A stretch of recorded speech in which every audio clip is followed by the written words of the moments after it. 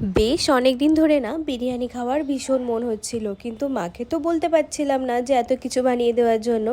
হঠাৎ দেখি মা নিজে থেকেই বলল যে একদিন বিরিয়ানি বানানো হোক। আমি বরঞ্চ তোদের বলে বলে দেবো, আর তোরা দুজন মিলে বানিয়ে ফেল। আর ব্যাস, যেরকম কথা সেরকম কাজ। আমি আর পাপা মিলে মায়ের কথা শুনে শুনে এই যে দেখুন কি দারুণ বিরিয়ানি বানিয়ে ফেলেছি। হ্যাঁ, তবে আমার এখানে কাজ খুবই কমই ছিল, তো মা আর পাপা দুজন মিলেই বেশিটা করেছে।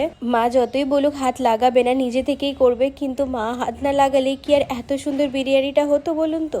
যেরকম ঝরঝরে রাইস আর সেরকম নরম তুলতুলে মাংস, আর এই যে আলুটা দেখুন, আলুটা দেখেই তো একদম পুরো প্রেমে পড়ে যাবেন।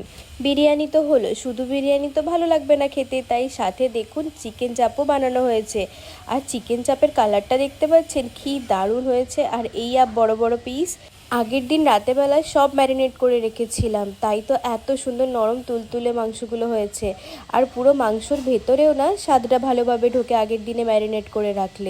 এদিকে তো সাজিয়ে গুজিয়ে সুন্দর করে নিয়ে আমি খেতে বসে গেছি। এই যে সাথে একটু পেঁয়াজ নিয়েছি, আর এদিকে মা অল্প করে একটু রায়তাও বানিয়ে দিয়েছিল। চিকেনের পিসগুলো দেখতে পাচ্ছেন কি বড় বড়।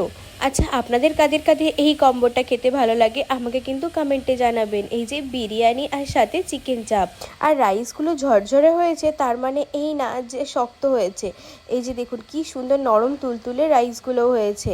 আপনাদের যদি কারোর এই রেসিপিটা জানার থাকে তাহলে কিন্তু কমেন্টে জানাবেন। মা একটু সুস্থ হলে মাকে বলবো আবার বানিয়ে দেখাতে।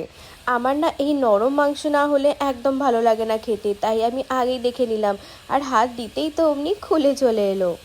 এবারে না খেয়ে দেখার পালা। অল্প করে একটু চিকেন নিয়েছি, আর সাথে এই যে দেখুন নরম তুলতুলে আলু, আর দিয়ে এই ঝরঝরে রাইস দিয়ে আমি একটা বাইট নেবো। সত্যি বলছি, মুখে তোলার পরে না বুঝতে পারলাম যে এত সুন্দর বিরিয়ানি কি ঘরেও করা যায়। অনেক সময় বাইরে বিরিয়ানি খেলে না অনেক স্ট্রং একটা ফ্লেভার থাকে, আর সেই স্ট্রং ফ্লেভারটা আমার একদম ভালো লাগে না।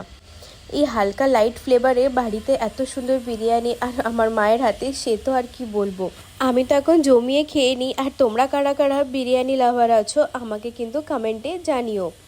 আমার তো না অন্যদিকে আর কোনো খেয়ালই যাচ্ছে না, আমি তো গপ গপ করে খেয়েই চলেছি খালি, এত দারুণ লাগছে।